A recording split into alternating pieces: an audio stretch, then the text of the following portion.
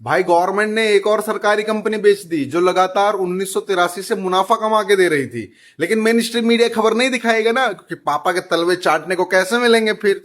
एक सरकारी कंपनी थी, Indian medicine pharmaceutical corporation limited, Uttarakhand के अल्मोड़ा में।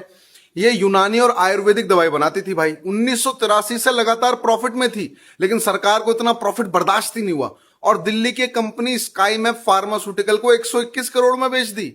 जबकि सरकारी कंपनी की वर्थ ही 141 करोड़ से ज्यादा थी। मतलब प्रॉफिट देने वाली सरकारी कंपनी घाटे में बेच दी भाई। कोई सेंस हुआ इस बात का? इनका अपना सांसद अजय भट्ट खुद विरोध कर रहा था कि भाई लोग बर्बाद हो जाएंगे, आप ऐसा मत करिए।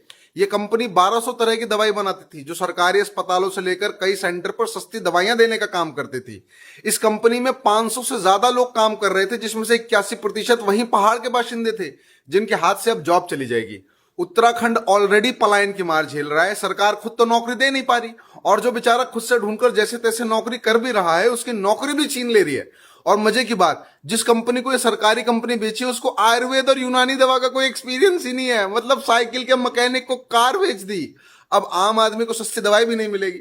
अब अन्य भक्तों आकर के ये मत बोलना कि भाई युद्ध की वजह से बेच दी। तुम्हारी माई बाप पार्टी के पास 70-80 हजार करोड़ रुपए का फंड है, उल्टा घाटे में बेची है ये सरकारी कंपनी। मतलब नौकरी भी छीन लो, सरकारी कंपनी भी घाटे में बेच दो, दवाइयां भी महंगी कर दो, बाकी तो सब कुछ महंगा हो ही रहा है।